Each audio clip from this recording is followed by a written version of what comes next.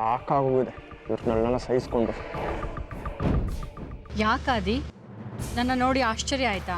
ಸುಳ್ಳು ಯಾಕೆ ಹೇಳಿ, ಆಶ್ಚರ್ಯಕ್ಕಿಂತ ಹೆಚ್ಚಾಗಿ ಅಸಹ್ಯ ಆಯ್ತು. ಇಷ್ಟ ಆಗಲಿಲ್ಲ. ಹಾಗಿದ್ರೆ ಈಗ ನನ್ನ ಒಳಗೆ ಕರಿಯಲ್ವಾ?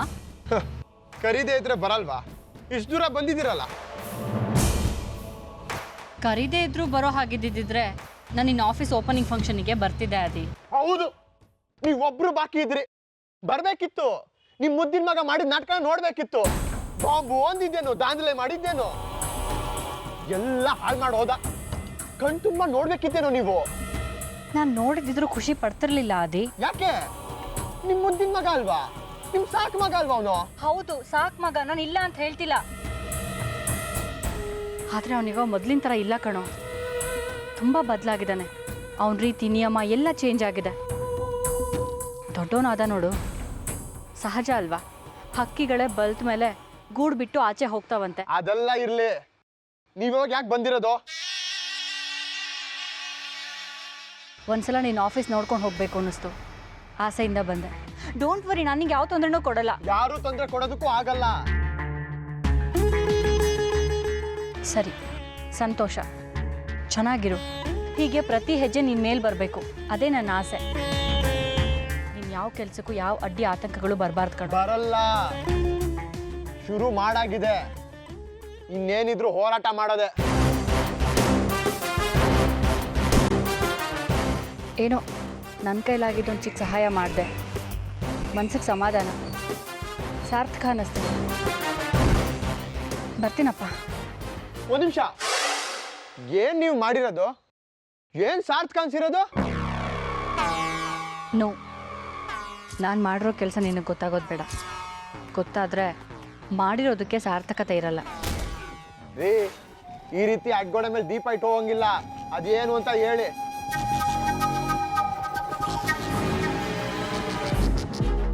ನಿಂಗೇನಾದರೂ ಹೆಲ್ಪ್ ಮಾಡಬೇಕು ಅಂತ ನಂಗೆ ಅನ್ನಿಸ್ತಾನೆ ಇತ್ತು. ನೀನು ಪಡೋ ಕಷ್ಟಕ್ಕೆ ಒಂದು ಚಿಕ್ಕ ಅಳಿಲ್ ಸೇವೆ ಮಾಡಬೇಕು ಅನ್ನೋ ಆಸೆ ನನ್ನಲ್ಲಿ ಯಾವಾಗಲೂ ಇತ್ತು ಆದಿ. ಸುತ್ತಿ ಬಳಸಿ ಮಾತಾಡಬೇಡಿ, ಅದೇನು ಅಂತ ಹೇಳಿ. ನಿನಗೆ ಕಾರ್ ಕೊಂಡ್ಕೊಳ್ಳೋಕ್ಕೆ ದುಡ್ಡಿನ ತೊಂದರೆ ಇತ್ತು ಅಂತ ಗೊತ್ತಾಯಿತು. ಒಂದು ನಿಮಿಷ, ಅಂದ್ರೆ 10 ಲಕ್ಷನಾ? ಆ 10 ಲಕ್ಷನ ನೀವೇನ ನನ್ನ ಅಕೌಂಟಿಗೆ ದುಡ್ಡು ಹಾಕಿದ್ದು? ಹೌದು. ಇಲ್ಲ, ನನಗೆ ನಂಬಕ್ಕಾಗ್ತಿಲ್ಲ. ನಿನ್ನನ್ನು ನಂಬಿಸ್ಲೇಬೇಕು ಅನ್ನೋ ಹಠ ನನಗೂ ಏನಿಲ್ಲ. ನಾನು ಒಂದು ಥಿಯರಿನ ನಂಬಿರೋಳು, ಬಲಗೈಲಿ ಮಾಡಿರೋ ಹೆಲ್ಪನ್ನು ಎಡಗೈಗೆ ಗೊತ್ತಾಗಬಾರ್ದು ಅಂತ. ಹಾಗಾಗಿ ನಾನು ನಿಂಗೆ ಹೆಲ್ಪ್ ಮಾಡಿದೆ ಅಂತ ಹೇಳ್ಕೊಳ್ಳೋಕೆ ನಂಗೆ ಇಷ್ಟ ಇಲ್ಲ. ಇಷ್ಟ್ರ ಮೇಲೂ ನಿನಗೆ ಸಾಕ್ಷಿ ಬೇಕೇ ಬೇಕು ಅನ್ನೋದಾದರೆ ಇದರಲ್ಲಿದೆ, ನೋಡ್ಕೊ.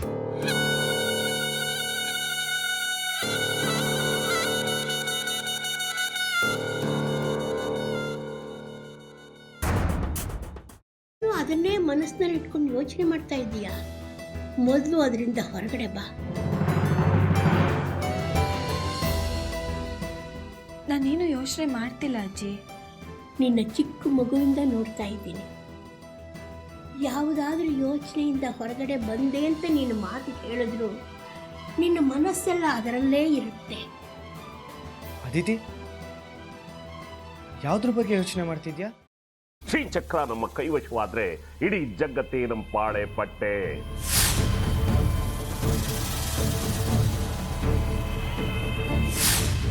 ನಾವಿದೀವಲ್ಲ, ನೀನ್ ಯಾಕೆ ಚಿಂತೆ? ನಮ್ಮ ಆಸೆಗಳೆಲ್ಲ ಪೂರೈಸುತ್ತೆ.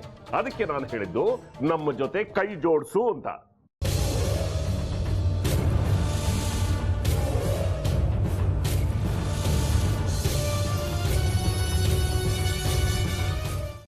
ವೆಜ್ ಖಾರ ಬಾತ್ ಮಾಡುವ ವಿಧಾನ: ಒಂದು ಬಾಣಲಿಗೆ ತುಪ್ಪ, ಸಾಸಿವೆ, ಕಡಲೆಬೇಳೆ, ಉದ್ದಿನಬೇಳೆ, ಗೋಡಂಬಿ ಹಾಕಿ ಹುರಿದು ಕರಿಬೇವು, ಬಾಡಿಗೆ ಮೆಣಸಿನಕಾಯಿ, ಕ್ಯಾರೆಟ್, ಬಟಾಣಿ, ಟೊಮ್ಯಾಟೊ, ಕಲ್ಲುಪ್ಪು, ಬೆಲ್ಲ, ಬಿಸಿಬೇಳೆ ಬಾತ್ ಪುಡಿ, ಅರಿಶಿನ, ರವೆಯ 3 ಅಳತೆಯಷ್ಟು ನೀರು ಹಾಕಿ ಚೆನ್ನಾಗಿ ಕುದಿ ಬಂದ ಮೇಲೆ ಹುರಿದ ಬನ್ಸಿ ರವೆ ಹಾಕಿ ಕಲಸಿ. ಈಗ ವೆಜ್ ಖಾರ ಬಾತ್ ಸವಿಯಲು.